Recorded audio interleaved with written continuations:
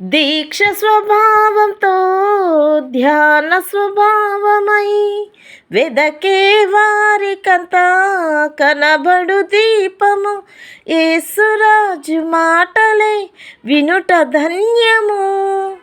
వినుట వలన విశ్వాసం అధికమధికమై ఆత్మలో దాహము తీరెను.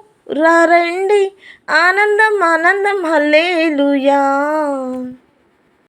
ఆలయంలో ప్రవేశించండి అందరూ, స్వాగతం సుస్వాగతం యేసు నామంలో.